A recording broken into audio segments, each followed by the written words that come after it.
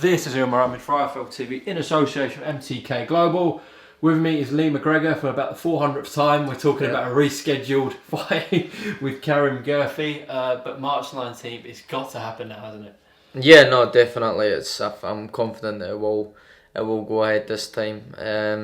It's been a total nightmare. Three times fell through right at the last her delivery time. All the hard work was done. So it's been tough. It has been, but we're now just over 2 weeks out, and I'm confident this is going to be the final date.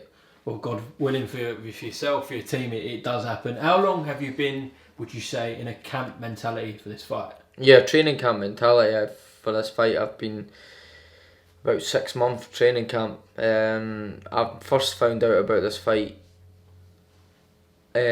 couple of weeks after my last fight with Ryan Walker, which was the end of August last year. Then I went away on holiday to have a little break, and in the last week of my holiday, I got wind of this fight, and it was going to be in November. So the last couple of days of my holiday were slightly different than normal, down in the gym rather than being in the bar. So ever since then, I've been in this mindset of training and physically and mentally preparing myself for this fight. So I'm not gonna lie, it has been tough, but it's gonna make it worth it when I get that belt. Would you say at this point you're physically or mentally exhausted? I wouldn't go quite far and say like I'm exhausted, but I do feel like mentally it's affected me. It's affected me more than it has physically. Obviously, I've got the right people, the right team around me to make sure that I'm obviously not overtraining and physically draining my body. Whereas on the other hand, mentally it has been challenging, and again that's why I'm thankful and grateful enough that I've got the right people around me, good people around me to keep that steady as possible, really, without getting overthinking and feeling down and things like that. But mentally it has been tough. I've not seen my daughter for a long time. Obviously, after each postponement and cancellation of the dates, I've had a chance to get myself back up the road, recharge and refresh, which has given me a little bit of a new lease of life, coming back down to start training again. But I've never ever took my foot off the gas. Being back at home, I'm still having to watch what I'm eating, still having to diet. I'm still on that fighting mindset. I'm still on that fighting mentality. Whereas I know I've got a fight, and when I've got a fight in my head and a date in my head, or whatever it may be, it's just no matter what, I can't switch off. So it has been tough, but like I say, we're getting closer again now. So I'm just praying that this does go ahead. Well, yeah, it's not in Dubai or abroad. It's in Bolton. They've had shows on there recently. So as long as Karim turns up, then this fight will happen. As you said, it's been a tough time away from your daughter, etc. So when that first bell goes and when that last bit of the fight is over, is it straight back to home?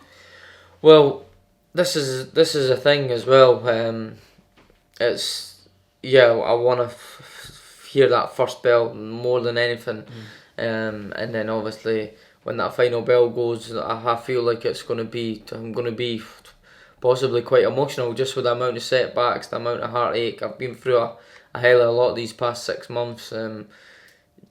Being away from her, getting COVID myself, lots and lots of things that have set me back big time. So to finally obviously achieve my dream, you dream about becoming European champion as a young kid, so to finally achieve that, it's definitely think it'll be emotional, but I wish it had happened sooner, and the fight happened when it first should have happened. Like I thought the January-February date was ideal. The November postponement was a real blessing for me, I feel like, because the improvements I made with Ben is just unbelievable. Thinking where I am now going into this March fight to November as a complete different fighter. So in terms of that, I'm thankful and grateful for, obviously, but I just wish it had happened a bit sooner.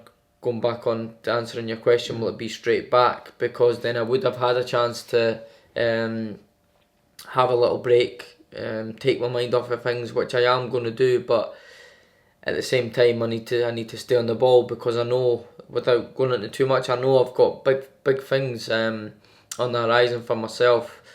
Huge opportunities coming my way if I get through this fight. This fight is life changing for me, because winning this pushes me on to big things. I'm already 4 for 3 with the IBF. Winning this fight, he's in the top 10 with the IBF as well. Winning this fight could potentially push me forward for a world title eliminator, possibly a final one. So it's, like I say, the fight's life changing for myself, but it'll not be, in terms of just it'll be nice to just switch off mentally for a bit and recharge, but I'll probably be straight back to work if I'm honest. Well, all that time in camp, you can finally take the frustration out on March 19th. Yeah, well, listen, best of luck for the rest of camp, and hopefully this fight does happen. Just before we close off, I do want to ask about your stablemate, your countryman, Josh Taylor against Jose Ramirez, announced today. What did you think about that fight? Oh, it's a great fight. It's huge for Josh. Again, I'm talking about life changing opportunities and stuff for myself. He's already done these things, and he's now life changing again, going into legacies, pound for pound and all that. It's amazing what he's achieving, and he's going to potentially be he will be undisputed champion in my eyes. I think the fight itself is a tough fight, don't get me wrong, but I just can't see anybody at 140 pounds beating Josh. I've said that before. I think the real challenges and the real tests are up at 147 for him, but again, obviously it's exciting for myself to be a part of his team, be his teammate, as a mate. That's what I'm saying. We're going back to training. It'll be nice to come back into training after my fight, because I like being alongside him, and I'll be making sure of that and pushing him on, and just pushing him to try and be the best he can be for this fight, because it's going to be what he needs. Well, potentially in March, Scotland will have a new European champion, and in May they will have an undisputed king. Yes, I've said that. It's between me and Josh. Obviously, we're the same team. We're both Scottish. We're both from Edinburgh, and we're both good mates. And we've between the two of us, obviously, if we both win our next fights, we will have basically every single belt in boxing. I'm only bringing 2, British and European, and then obviously you go British, Commonwealth, European, and every single world title. So 2 lads from Scotland, it's given me that drive to make sure I win my fight, and obviously the same for him, and that's a big achievement for just two young Scottish lads. Well, I'm sure the pair of you will get this done. So it's a proud moment for Scotland and the sport itself there. So best of luck, as I said, in camp, and we'll catch you out in Fight Week, alright? Nice one, thank you.